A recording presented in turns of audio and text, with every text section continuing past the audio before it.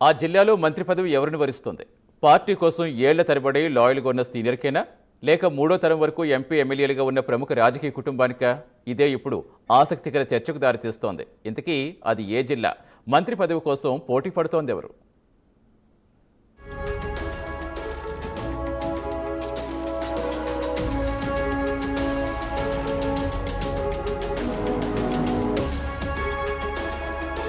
ఉమ్మడి ఆదిలాబాద్ జిల్లాలో మంత్రి పదవి ఎవరిని వరిస్తుందోననే చర్చ నడుస్తోంది. మంత్రి పదవి కోసం మంచిర్యాల ఎమ్మెల్యే ప్రేమ్ సాగర్ రావు, గడ్డం సోదరుల మధ్య పోటీ నెలకొంది.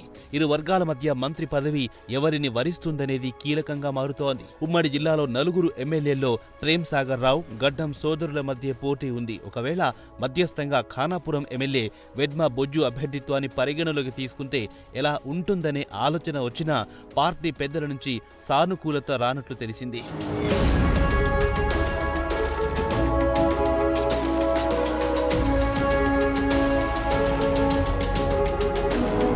కష్టకాలంలో పార్టీ కోసం నిలబడిన ప్రేమ్ సాగర్ రావుకు మంత్రి పదవి కోసం పార్టీలోని ఓ వర్గం పట్టుబడుతోంది. అధికారంలో ఉన్నా లేకపోయినా కాంగ్రెస్ను వీడకపోవడం ఆయనకు కలిసొస్తోంది. ప్రేమ్ సాగర్ రావుకు మంత్రి పదవి వస్తుందని కార్యకర్తలు బలంగా నమ్ముతున్నారు. మరోవైపు ఢిల్లీ స్థాయిలో మంత్రాంగం నడుపుతున్న గడ్డం సోదరుల ప్రాధాన్యతను సైతం అధిష్టానం దృష్టిలో పెట్టుకుంటోంది.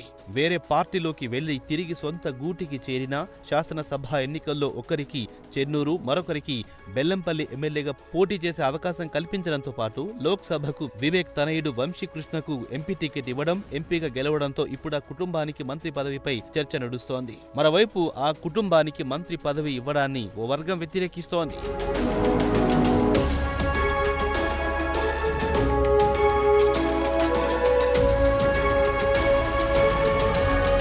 వివేక్ సోదరులిద్దరి ప్రభావం మంచిర్యాల, పెద్దపల్లి జిల్లాలో ఉంటే ప్రేమ్ సాగర్ రావు ప్రభావం ఉమ్మడి ఆదిలాబాద్ జిల్లాపై ఉంటుందనే భావన పార్టీలో ఉంది. ఇటీవల ఉమ్మడి జిల్లా ఎన్నికల బాధ్యతలకు ప్రేమ్ సాగర్ రావు లాంటి వ్యక్తులు దూరంగా ఉండడంతోనే శ్రేణులను ఏకతాటిపై నడిపించడంలో కొంత సమన్వయ లోపం తలెత్తినట్లు పార్టీ అంతర్గత సమీక్షలో చర్చకొచ్చినట్లు తెలుస్తోంది. ఉమ్మడి జిల్లాలో పార్టీ పట్టు సాధించాలంటే ఏం చెయ్యాలనే దానిపై అధిష్టానం అన్ని కోణాల్లో ఆరా తీస్తోంది.